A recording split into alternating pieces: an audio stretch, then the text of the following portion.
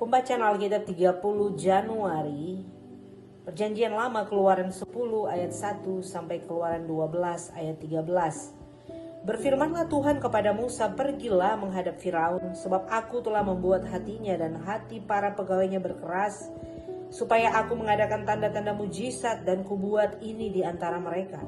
Dan supaya engkau dapat menceritakan kepada anak cucumu bagaimana aku mempermain-mainkan orang Mesir, dan tanda-tanda mujizat mana yang telah kulakukan di antara mereka, supaya kamu mengetahui bahwa akulah Tuhan. Lalu Musa dan Harun pergi menghadap Firaun dan berkata kepadanya, beginilah firman Tuhan, Allah orang Ibrani, berapa lama lagi engkau menolak untuk merendahkan diri di hadapanku? Biarkanlah umatku pergi supaya mereka beribadah kepadaku. Sebab jika engkau menolak membiarkan umatku pergi, maka besok aku akan mendatangkan belalang-belalang ke dalam daerahmu. Belalang itu akan menutupi permukaan bumi sehingga orang tidak dapat melihat tanah. Belalang itu akan memakan habis sisa yang terluput dan yang masih tinggal bagimu dari hujan es itu. Bahkan akan memakan habis segala pohonmu yang tumbuh di padang. Belalang itu akan memenuhi rumahmu supaya semua pegawaimu, rumah, semua orang Mesir seperti yang belum pernah dilihat oleh bapakmu dan nenek moyangmu, sejak mereka lahir ke bumi sampai hari ini. Lalu berpalinglah ia dan keluar meninggalkan Firaun. Sesudah itu berkatalah para pegawai Firaun kepadanya, berapa lama lagi orang ini akan menjadi jerat pada kita? Biarkanlah orang-orang itu pergi supaya mereka beribadah kepada Tuhan Allah mereka. Belumkah Tuanku insyaf bahwa Mesir pasti akan binasa? Lalu Musa dan Harun dibawanya kembali kepada Firaun, dan berkatalah Firaun kepada mereka, pergilah, beribadahlah kepada Tuhan Allahmu. Siapa-siapa sebenarnya yang akan pergi itu? Jawab Musa, kami hendak pergi dengan orang-orang yang muda dan yang tua, dengan anak-anak lelaki kami dan perempuan, dengan kambing domba kami dan lembu sapi kami, sebab kami semua mengadakan perayaan untuk Tuhan. Tetapi Firaun berkata kepada mereka, Tuhan boleh menyertai kamu jika aku membiarkan kamu pergi dengan anak-anakmu. Lihat, jahatlah maksudmu. Bukan demikian, kamu boleh pergi tetapi hanya laki-laki dan beribadah kepada Tuhan. Sebab itulah yang kamu kehendaki. Lalu mereka diusir dari depan Firaun.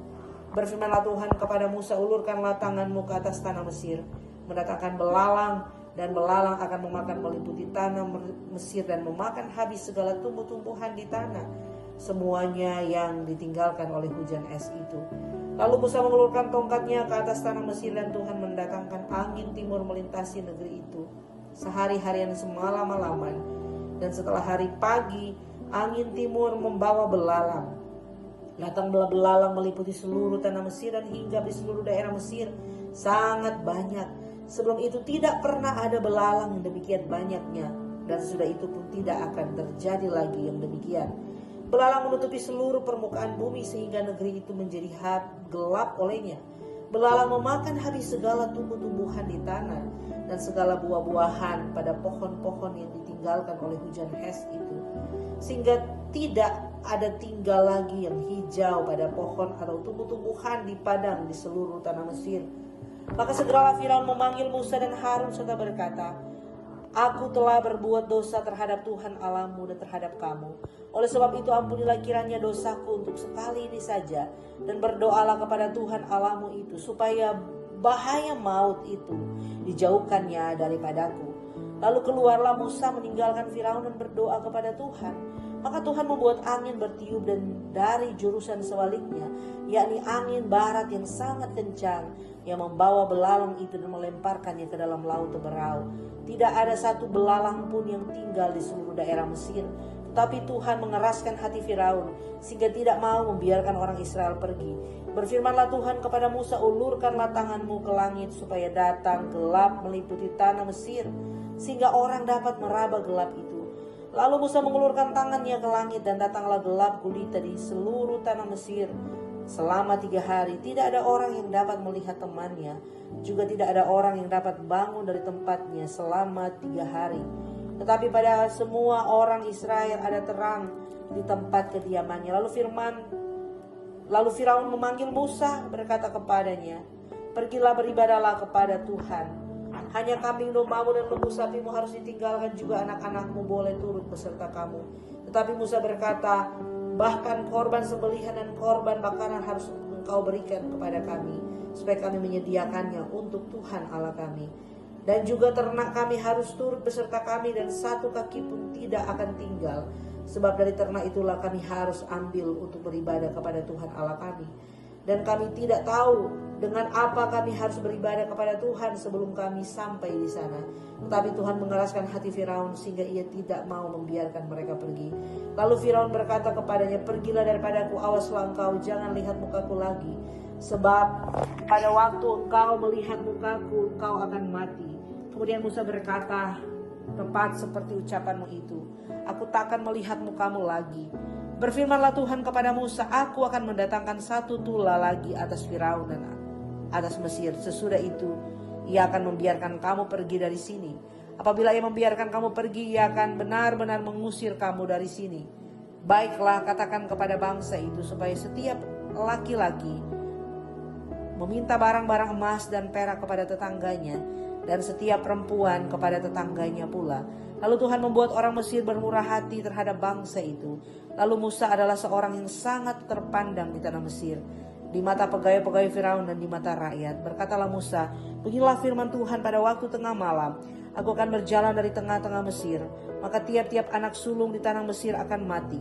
Dari anak sulung Firaun yang duduk di tahtanya sampai kepada anak sulung budak perempuan yang menghadapi batu kilangan, juga segala anak sulung hewan. Dan seruan yang hebat akan terjadi seluruh tanah Mesir, seperti yang belum pernah terjadi dan seperti yang tidak akan ada lagi. Tetapi kepada siapa juga dari orang Israel seekor anjing pun tidak akan berani menggonggong, baik kepada manusia maupun kepada binatang-binatang, supaya kamu mengetahui bahwa Tuhan membuat perbedaan antara orang Mesir dan orang Israel. Dan semua pegawaimu ini akan datang kepadamu dan sujud kepadaku serta berkata, 'Keluarlah engkau dan seluruh rakyat yang mengikut engkau.' Sesudah itu aku akan keluar." Lalu Musa meninggalkan Firaun dengan marah yang menyala-nyala. Berfirmanlah Tuhan kepada Musa, "Firaun tidak akan mendengarkan kamu supaya mujizat-mujizat yang kuperbuat bertambah banyak di tanah Mesir." Musa dan Harun telah melakukan segala mujizat di depan Firaun. Tetapi Tuhan mengeraskan hati Firaun sehingga tidak membiarkan orang Israel pergi dari negerinya itu. Berfirmanlah Tuhan kepada Musa dan Harun di tanah Mesir, "Bulan inilah akan menjadi permulaan dari segala bulan bagimu. Itu akan menjadi bulan pertama bagimu tiap-tiap tahun. Katakanlah kepada segenap jemaah Israel, pada tanggal 10 bulan ini, diambillah orang masing-masing seekor anak domba menurut kaum keluarga, seekor anak domba untuk tiap-tiap rumah tangga. Tetapi jika rumah tangga itu terlalu kecil jumlahnya untuk mengambil seekor anak domba, maka ia bersama-sama dengan tetangganya yang terdekat ke rumahnya haruslah mengambil seekor. Menurut jumlah jiwa tentang anak domba itu, kamu perbuat perkiraan menurut keperluan tiap-tiap orang. Anak dombamu itu harus jantan, tidak bercela, berumur setahun. Kamu boleh ambil domba atau kambing. Kamu harus mengurungnya sampai hari yang ke-14 bulan ini. Lalu seluruh jemaah Israel yang berkumpul harus menyembelihnya pada waktu senja. Kemudian dari darah itu haruslah diambil sedikit dan dibubuhkan pada kedua tiang pintu dan pada ambang atas, pada rumah-rumah di mana orang memakannya. Dagingnya harus dimakan mereka pada malam itu juga. Yang dipanggang mereka harus makan dengan roti yang tidak beragi beserta sayur pahit. Janganlah kamu memakannya mentah atau direbus dengan air, hanya dipanggang di api, lengkap dengan kepalanya dan betisnya dan isi perutnya. Janganlah kamu tinggalkan apa-apa dari daging itu sampai pagi. Apa yang tinggal sampai pagi kamu bakarlah habis dengan api. Dan beginilah kamu memakannya, pinggangmu berikat kasut pada kakimu dan tongkat di tanganmu. Buru-burulah kamu memakannya, itulah Paskah bagi Tuhan. Sebab pada malam ini aku akan menjalani Mesir, dan semua anak sulung dan anak manusia sampai anak binatang akan kubunuh, dan kepada semua Allah di Mesir akan kujatuhkan hukuman. Akulah Tuhan. Dan darah itu akan menjadi tanda bagimu pada rumah-rumah di mana kamu tinggal. Apabila aku melihat darah itu, maka aku akan lewat daripada kamu. Jadi jika tidak akan ada tula kemusnahan di tengah-tengah kamu apabila aku menghukum tanah Mesir. Pembacaan dari Perjanjian Baru, Matius 20 ayat 1 sampai 28. Adapun hal kerajaan sorga sama seperti seorang tuan rumah yang pagi-pagi benar keluar mencari pekerja-pekerja untuk kebun anggurnya. Setelah ia sepakat dengan pekerja-pekerja itu mengenai upah sedinar sehari, ia menyuruh mereka ke kebun anggurnya. Kira-kira pukul 9 pagi ia keluar pula dan dilihatnya ada lagi orang-orang lain menganggur di pasar. Katanya kepada mereka, pergi jugalah kamu ke kebun anggurku, dan apa yang pantas akan kuberikan kepadamu. Dan mereka pun pergi. Kira-kira pukul 12 dan pukul 3 petang, ia keluar pula dan melakukan sama seperti tadi. Kira-kira pukul 5 petang, ia keluar lagi dan menghadapi orang-orang lain pula. Lalu katanya kepada mereka, mengapa kamu menganggur saja di sini sepanjang hari? Kata mereka kepadanya, karena tidak ada orang yang mengupah kami. Katanya kepada mereka, pergi jugalah kamu ke kebun anggurku. Ketika hari malam, tuan itu berkata kepada mandornya, panggillah pekerja-pekerja itu dan bayarlah upah mereka, mulai dengan mereka yang masuk terakhir hingga mereka yang masuk terdahulu. Maka datanglah mereka yang mulai bekerja kira-kira pukul 5, dan mereka menerima masing-masing 1 dinar. Kemudian datanglah mereka yang masuk terdahulu, sangkanya akan mendapat lebih banyak, tetapi mereka pun menerima masing-masing 1 dinar juga. Ketika mereka menerimanya, mereka bersungut-sungut kepada tuan itu. Katanya, mereka yang masuk terakhir ini hanya bekerja 1 jam, dan engkau menyamakan mereka dengan kami yang sehari suntuk bekerja berat dan menanggung panas terik matahari. Tetapi tuan itu menjawab seorang dari mereka, saudara, aku tidak berlaku tidak adil terhadap engkau. Bukankah kita telah sepakat sedinar sehari? Ambillah bagianmu dan pergilah. Aku mau memberikan kepada mereka yang masuk terakhir ini sama seperti kepadamu. Tidakkah aku bebas mempergunakan milikku menurut kehendak hatiku? Atau iri hatikah engkau karena aku murah hati? Demikianlah orang yang terakhir akan menjadi yang terdahulu, dan yang terdahulu akan menjadi yang terakhir. Ketika Yesus akan pergi ke Yerusalem, ia memanggil ke-12 murid-muridnya tersendiri dan berkata kepada mereka di tengah jalan, sekarang kita pergi ke Yerusalem dan anak manusia akan diserahkan kepada imam-imam kepala dan ahli-ahli Taurat, dan mereka akan menjatuhi dia hukuman mati. Dan mereka akan menyerahkan dia kepada bangsa-bangsa yang tidak mengenal Allah, supaya ia diolok-olokkan, disesah dan disalibkan. Dan pada hari ketiga ia akan dibangkitkan. Maka datanglah ibu anak-anak Zebedeus serta anak-anaknya itu kepada Yesus, lalu sujud di hadapannya untuk meminta sesuatu kepadanya. Kata Yesus, apa yang kau kehendaki? Jawabnya, berilah perintah supaya kedua anakku ini boleh duduk kelak di dalam kerajaanmu, yang seorang di sebelah kananmu dan yang seorang lagi di sebelah kirimu. Tetapi Yesus menjawab katanya, kamu tidak tahu apa yang kamu minta. Dapatkah kamu meminum cawan yang harus kuminum? Kata mereka kepadanya, kami dapat. Yesus berkata kepada mereka, cawanku memang akan kamu minum, tetapi hal duduk di sebelah kananku atau di sebelah kiriku, aku tidak berhak memberikannya. Itu akan diberikan kepada orang-orang bagi siapa Bapakku telah menyediakannya. Mendengar itu, marahlah ke 10 murid yang lain kepada kedua saudara itu. Kata Yesus memanggil mereka lalu berkata, kamu tahu bahwa pemerintah-pemerintah bangsa-bangsa memerintah rakyatnya dengan tangan besi, dan pembesar-pembesar menjalankan kuasanya dengan keras atas mereka.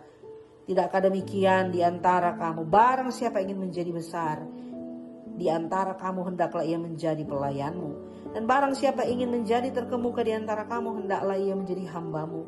Sama seperti anak manusia datang bukan untuk dilayani, melainkan untuk melayani dan untuk memberikan nyawanya menjadi tebusan bagi banyak orang. Pembacaan dari Mazmur 25 ayat 1-11. Kepadamu ya Tuhan ku angkat jiwaku, Allahku, kepadamu aku percaya. Janganlah kiranya aku mendapat malu. Janganlah musuh-musuhku beria-ria atas aku. Ya, semua orang yang menantikan engkau takkan mendapat malu.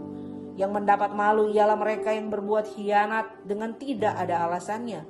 Beritahukanlah jalan-jalanmu kepadaku ya Tuhan. Tunjukkanlah itu kepadaku. Bawalah aku berjalan dalam kebenaranmu dan ajarlah aku. Sebab engkaulah Allah yang menyelamatkan aku. Engkau ku nanti-nantikan sepanjang hari.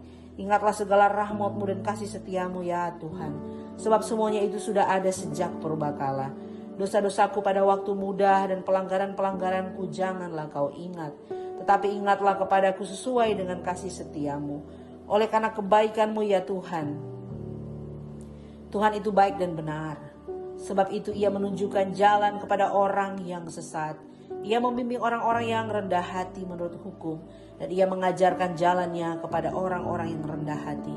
Segala jalan orang adalah kasih setia dan kebenaran bagi orang yang berpegang pada perjanjiannya dan peringatan-peringatannya. Oleh karena namamu ya Tuhan, ampunilah kesalahanku, sebab besar kesalahan itu. Pembacaan dari Amsal Hikmat hari ini, Amsal 6 ayat 6 sampai 11. Hai pemalas, pergilah kepada semut, perhatikanlah lakunya dan jadilah bijak. Biarpun tidak ada pemimpinnya, pengaturnya atau penguasanya, ia menyediakan rotinya di musim panas dan mengumpulkan makanannya pada waktu panen. Hai pemalas, berapa lama lagi engkau berbaring? Bilakah engkau akan bangun dari tidurmu? Tidur sebentar lagi, mengantuk sebentar lagi, melipat tangan sebentar lagi untuk tinggal berbaring. Maka datanglah kemiskinan kepadamu seperti seorang penyerbu dan kekurangan seperti orang yang bersenjata. Demikian pembacaan Alkitab hari ini.